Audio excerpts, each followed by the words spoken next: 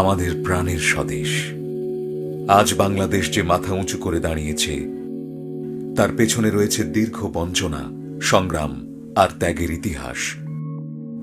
47-এ দেশ ভাগ হল, এই ভূখণ্ড হল পাকিস্তানের অংশ, কিন্তু স্বাধীনতার স্বাদ বাঙালিরা পেল না। শুরু হল পাকিস্তানি শোষণ, নিপীড়ন।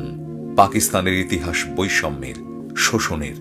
বাঙালিরা হল দ্বিতীয় শ্রেণীর নাগরিক। এই বঞ্চনা, বৈষম্য আর নিপীড়নের বিরুদ্ধে তিনি দাঁড়িয়েছিলেন একা, হিমালয়ের মতো। তিনি বঙ্গবন্ধু শেখ মুজিবুর রহমান। এক দীপ্ত কণ্ঠে ঘুম ভাঙিয়েছিলেন বাঙালি জাতির, উদ্দীপ্ত করেছিলেন অধিকারের জন্য, স্বাধীনতার জন্য। এবারে সংগ্রাম আমাদের মুক্তির সংগ্রাম, এবারে সংগ্রাম স্বাধীনতার সংগ্রাম। তারপর এক বীরত্ব গাথা। পিতার নির্দেশে বাংলা মায়ের দামাল সন্তানেরা ছিনিয়ে আনল লাল সবুজ পতাকা। রক্তের দামে মুক্ত হল প্রিয় মাতৃভূমি বাংলাদেশ।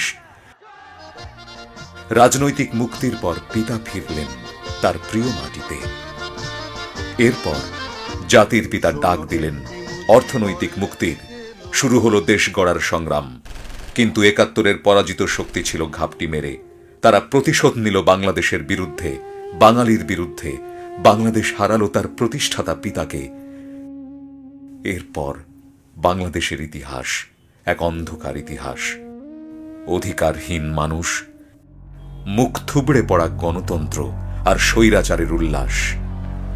যখন এদেশের মানুষের অধিকার কেড়ে নিয়েছে জান্তার বুট আর বুলেট, তখনই বাঙালি জাতির হাল ধরতে এলেন এক প্রতিবাদী মাঝি, জাতির পিতার যোগ্য কন্যা শেখ হাসিনা। তিনি এসেই ডাক দিলেন গণতন্ত্রের, মানুষের মুক্তির। শুরু হল আর এক সংগ্রাম। দীর্ঘ ২১ বছরের সংগ্রামের পর এলো ভোর। জাতি পেল তার কাঙ্ক্ষিত নেতা, যে নেতা পথ দেখান, যে নেতা এগিয়ে নেন বাংলাদেশকে।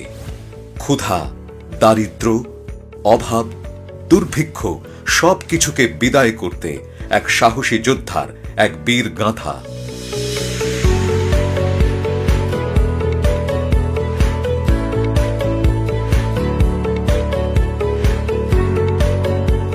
বাংলাদেশ আজ হাসছে, সুখী মানুষের প্রাণ স্পন্দনে এই দেশ ভাসছে।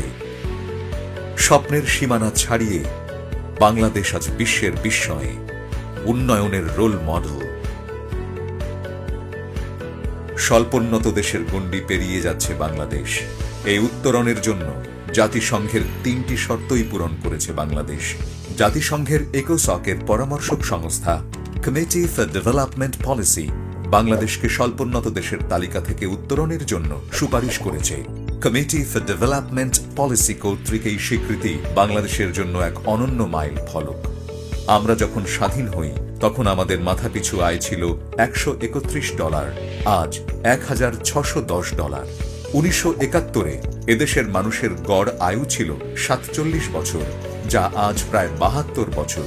৫ বছরের নিচে শিশু মৃত্যুর হার ছিল প্রতি হাজারে ২২২ জন। এখন তা প্রতি হাজারে মাত্র ৩৪ জন। দারিদ্র্য দূরীকরণে বাংলাদেশের সফলতা সারা বিশ্বকে বিস্মিত করেছে। ২০১৬-১৭ অর্থ বছরে বাংলাদেশের প্রবৃদ্ধির হার ৭.28%। বৈদেশিক মুদ্রার রিজার্ভ $৩৩ বিলিয়ন পৌঁছেছে এবং রপ্তানি আয় $৩৫ বিলিয়ন মার্কিন ডলার অতিক্রম করেছে। পোশাক রপ্তানি ক্ষেত্রে বাংলাদেশ পৃথিবীর মধ্যে দ্বিতীয় স্থান অর্জন করেছে। খাদ্য উৎপাদনে বাংলাদেশ অসামান্য সাফল্য অর্জন করেছে। সাক্ষরতার হার গত ৯ বছরে ৪৪% থেকে বৃদ্ধি পেয়ে ৭২% উন্নীত হয়েছে।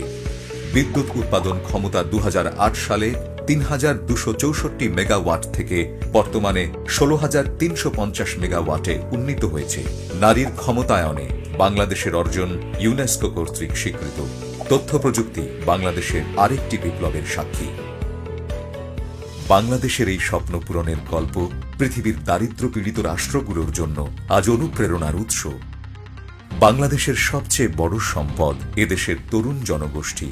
এই তরুণরাই বাংলাদেশের অর্থনীতিকে আরও গতিশীল ও টেকসই করে তুলছেন। প্রধানমন্ত্রী শেখ হাসিনার নেতৃত্বে বাংলাদেশে আজ উন্নয়নের বিপ্লব চলছে। পদ্মা সেতু, মেট্রো রেল, রূপপুর পারমাণবিক বিদ্যুৎ প্রকল্প, 100টি অর্থনৈতিক অঞ্চল, সৌর বিদ্যুৎ, পায়রা গভীর সমুদ্র বন্দর, কর্ণফুলী টানেল, বঙ্গবন্ধু 1 স্যাটেলাইট, 12টি হাইটেক পার্ক, সারা দেশে 5,000-এর বেশি ডিজিটাল সেন্টার, এসবই বাংলাদেশের উন্নয়নের মাইল ফলক। বাংলাদেশ জুড়ে আজ কর্মচাঞ্চল্য, শিল্পে, কৃষিতে, রপ্তানিতে এক জাগরণের উৎসব। এত সব সাফল্যের পেছনে প্রধানমন্ত্রীর 10টি উদ্যোগ সবচেয়ে গুরুত্বপূর্ণ ভূমিকা রেখেছে। স্বল্পোন্নত দেশের তালিকা থেকে মুক্তি হচ্ছে বাংলাদেশের। এই কৃতিত্ব বাঙালি জাতির, এই কৃতিত্ব প্রধানমন্ত্রী শেখ হাসিনা, এই কৃতিত্ব জাতির পিতা বঙ্গবন্ধুর। এখনো আমাদের পথ চলা শেষ হয়নি, এখনো আমাদের বহু পথ পাড়ি দিতে হবে। উন্নয়নের এই অগ্রযাত্রাকে গতিশীল রাখতে হবে। উন্নত রাষ্ট্র হিসেবে 2041-এর আগেই আমাদের মাথা তুলে দাঁড়াতে হবে, তবেই হবে জাতির পিতার স্বপ্নের সোনার বাংলা। আমরা জানি এটা আমরা পারবই, কারণ বাঙালি অপরাজেয়।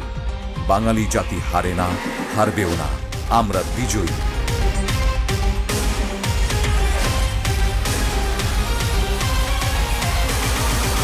অপ্রতিরোধ্য অগ্রযাত্রায় বাংলাদেশ।